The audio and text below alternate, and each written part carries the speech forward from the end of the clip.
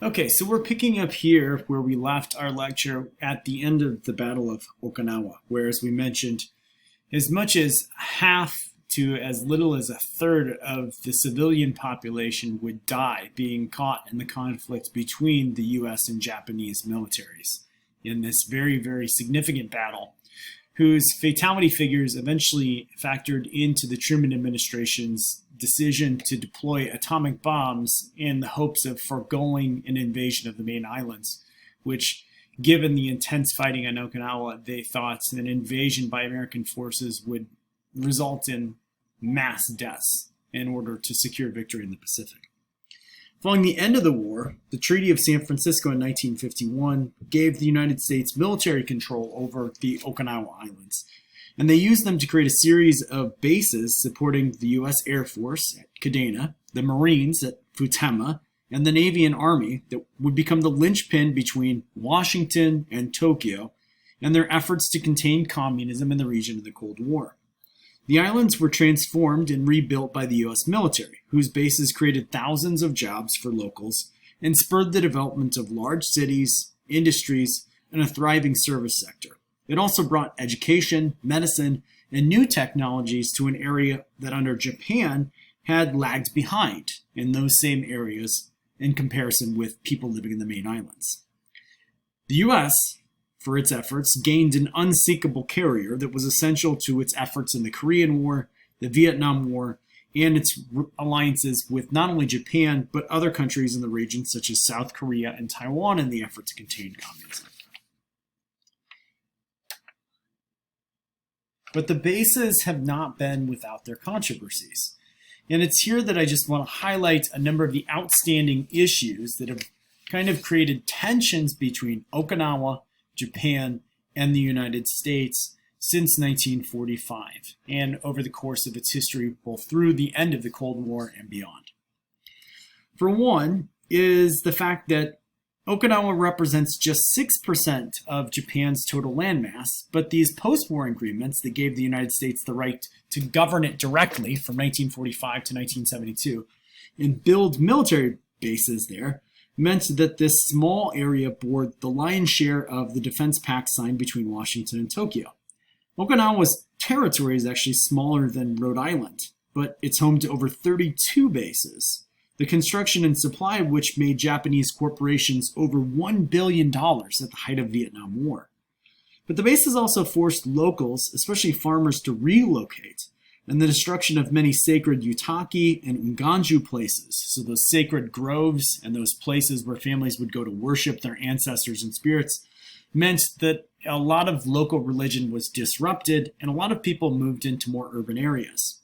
Ever since, the Okinawans have objected that Washington and Tokyo owed them a great debt for its role in ensuring the security of the region. The second issue that I want to highlight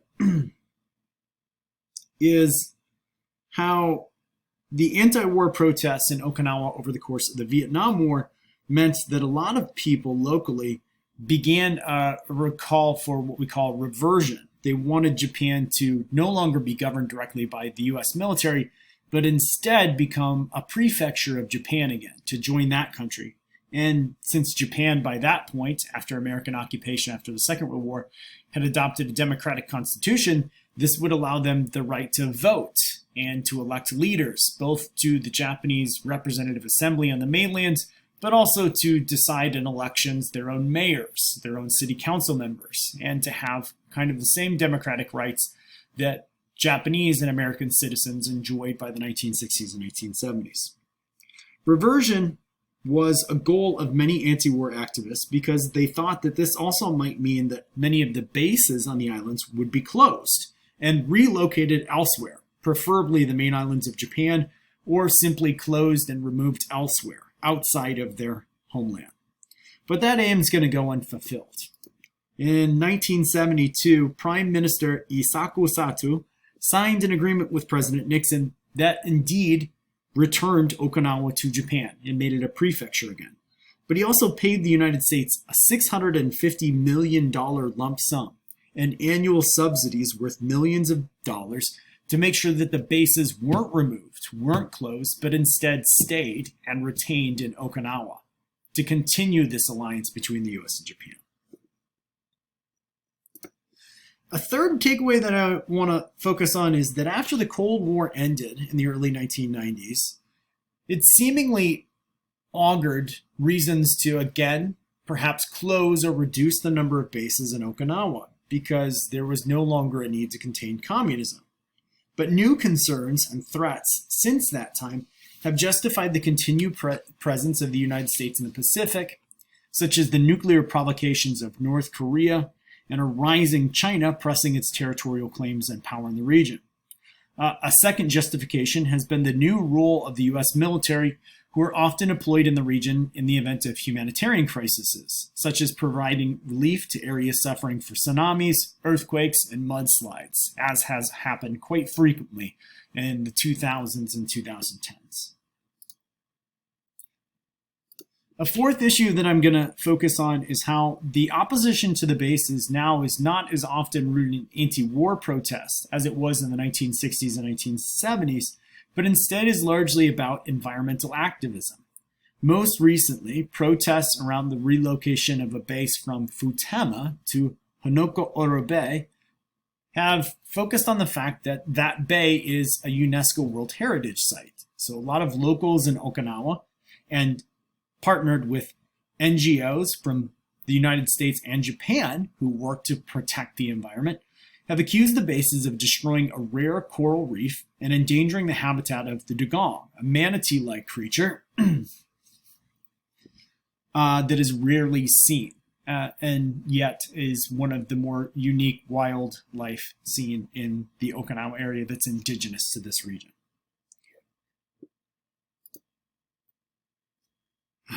But a last issue that I hope you can all recover is that the U.S. military bases, as you read from Mitchell, kind of have divided society.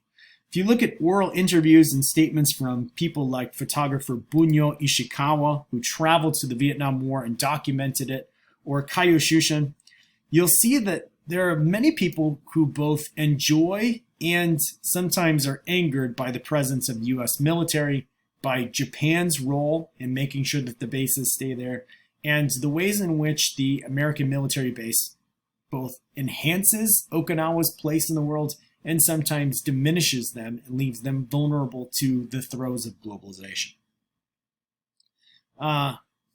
There's a lot of people in Okinawa who look at the bases as harbingers of globalization. They help bring the outside world into the region and intensify its impact on locals.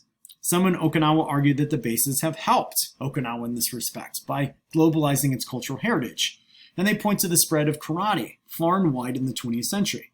Karate as a practice of martial arts originated on the islands, likely derived from Chinese Gong Fu, as legends foretell, from a wandering Indian monk that first traveled to China and then met several traders and merchants and pirates from the Ryukyu kingdoms there, and taught them the practices, and they developed it even further once they returned home. It became popular with Japanese soldiers and students in the early 20th century, where it was then spread to Korea, and then later U.S. servicemen who stayed on the islands and helped take it back with their families in the 1960s and 1970s, helping to spur America's fascination with kung fu and karate in American popular culture. On the other hand, others point that globalization has harmed the cultural heritage of the Ryukyus. For instance, the need to learn Japanese and English for education and also occupations on the home islands has meant that the Ryukyu language as spoken by people in their daily lives is nearly extinct today. So a 1,500-year-old language is basically going to be no more in a generation or two. The mixed bag of globalization for Okinawa is perhaps best illustrated, though, by the changes in the health and diet of the local people. Okinawans have long been reputed to be the healthiest people in the world, evidenced by a life expectancy which a few years ago was 84 years of age for men and 90 years of age on average for women. The elderly in Okinawa amazingly experience about 1/5 the average rate of cardiovascular disease that the rest of the world does. Breast cancer is also lower and less than half the average rate of terrible diseases like dementia worldwide.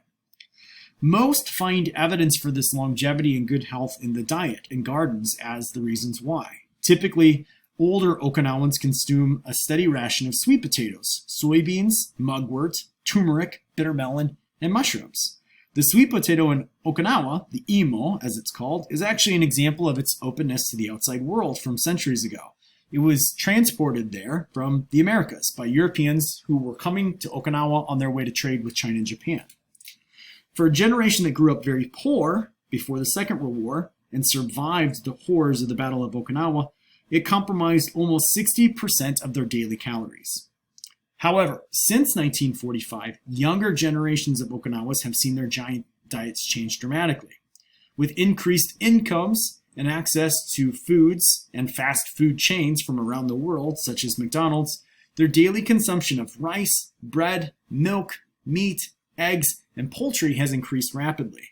And perhaps related to that, they've also seen an explosion in cases of serious illnesses such as lung, breast, and colon cancer. Okay, where does this leave us? Well, Okinawa was home to one of the most important military battles in the 20th century that was integral to the decision to drop the atomic bombs. And this all has to do with its place in geopolitics. Its changing political status from being an independent kingdom and tributary of China to later a colony and prefecture of Japan to the home of an American military base that was central to its efforts in the Korean and the Vietnam War and its role in containing communism with Japan means that its location will always make it, in some respect, prey to larger powers seeking to project their power and influence in the region. At the same time, it also shows us how Okinawa's identity, its daily life, its cuisine, its health, and its perspective on things like the environment and religion is constantly changing in interaction with these places, right? The trees, the Otaki, the Unganju, all those things are being either transformed, destroyed, preserved, or used as symbols for Okinawa's distinctiveness that it wants to maintain in the face of these larger civilizations like Japan and the United States trying to assimilate them into their societies. This is a long lecture. Usually we get a lot more time for this. So if you have questions, please shoot them my way. I'm going to walk you through another module on climate change as our climate global issues part of the course takes off. And I'll also post a video later this week kind of talking about how to take your prospectus and your annotated bibliography and use Chicago-style footnotes and then begin writing your rough draft. Hopefully you're all in good health this week, doing well in your classes. Please let me know if there's anything I can do to help you finish this semester as a success, and enjoy your week.